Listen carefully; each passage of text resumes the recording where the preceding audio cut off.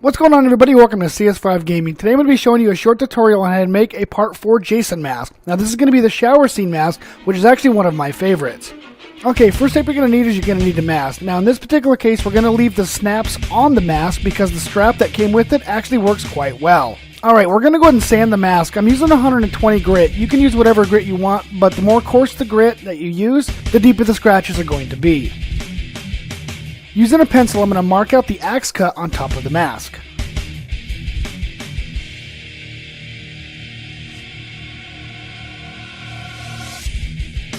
Now we're going to cut out the axe cut, so safety first. I always wear eye protection when I'm using my Dremel. Now I'll be using a small cutting wheel. I do have a larger one, but this one actually seems to work a whole lot better for small cuts like this. Take your time and go slow, because chances are you only get one shot at this. Now once the cut is complete, I'm using a small razor blade here to actually clean up some of the edges.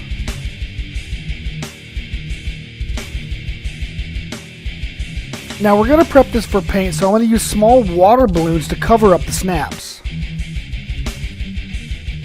Now once you have the water balloons on the snaps themselves, I'm using a pair of scissors here just to cut the ends off. The reasoning why is because it'll actually interfere with my painting. I'm not going to have extra balloon pieces getting in the way, so that's going to ensure that I'm going to have complete coverage of the mask. Now I'm going to prime the inside and the outside of the mask.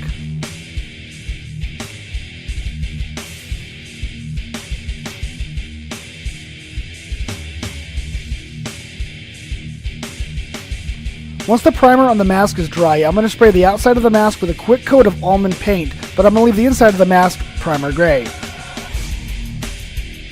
Once your paint dries, you can remove the balloon pieces from the snaps. I'm going to grab a piece of sandpaper and just do a quick light sanding over the whole mask. This is going to give me some small surface scratches, and it makes it look like it's been roughed up a little bit. Okay, now I'm going to paint the exterior of the mask. Now this is a special mix of paint that I've put together. It's got a little bit of yellow, a little bit of ivory, and a whole lot of water. Now I found that this color combination works quite well. It actually gives more of a true color to the mask from the movie. Now using a damp rag, I'm going to apply the paint to the mask. You can do this in a couple different methods. You can either do the blotting method, which actually works quite well, or you can just straight up rub it into the mask. I prefer rubbing it into the mask like this because it seems like it gets into the surface scratches a whole lot better. And there you go, it should kind of look like this. Okay, for the chevrons, I'm going to be using the masking tape again. For one, it's extremely cheap and you can get a whole lot of chevrons out of this. Now I did make a small little stencil for the chevrons. This is actually going to be quite useful for future masks. So it's pretty basic. Trace it out, cut it out, and apply it.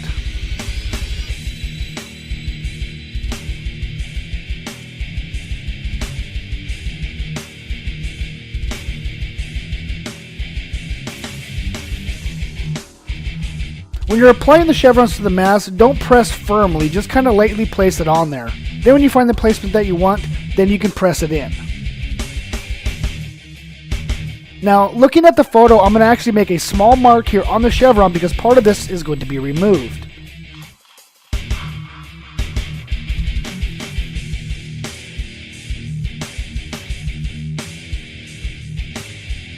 I'm going to trace the outside of the part that is going to be removed because I'm going to scratch it out later.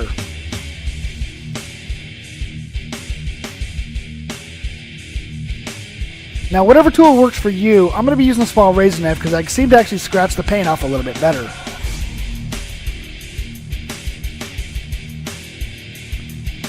Just repeat the same process for the chevrons down below. Now this particular chevron here is going to have a part missing from it. Again, I'm going to make a small little line, I'm going to pencil it out, cut it out, and then use the razor blade again to scratch off the paint.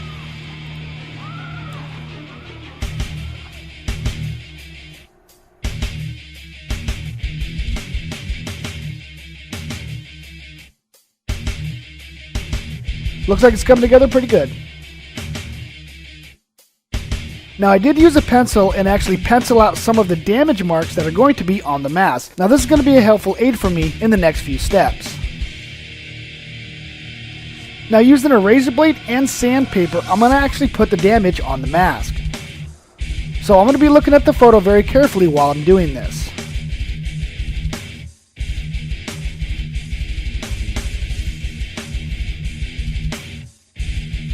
Using the same damp rag, I'm going to be using the heavily diluted black paint solution here to darken up around the eyes, the holes, and even the damage.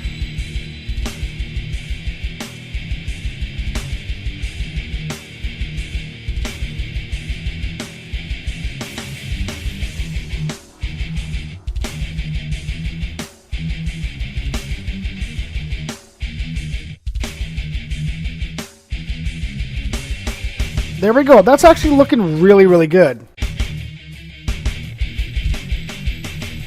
Alright, let's go ahead and mix up some blood for the axe wound. Now I'm going to be using true red with a couple drops of the diluted black.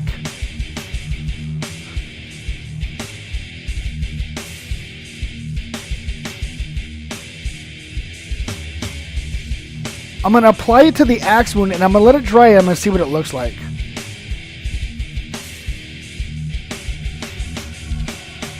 So it actually looks pretty good.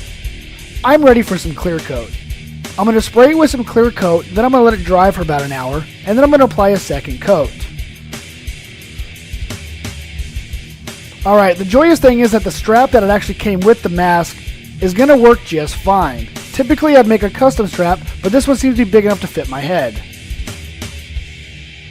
Okay, so we're complete with the mask, so let's see what my man Jason thinks about it.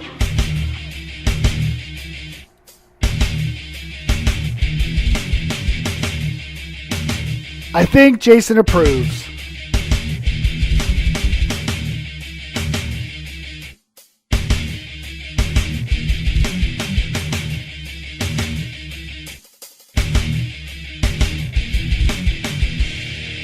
Alright, I hope you guys enjoyed the tutorial. I really liked making it. If you guys want to see more videos like this, let me know in the comments below. Alright, this is CS5 signing out, and I hope to see you in the next video.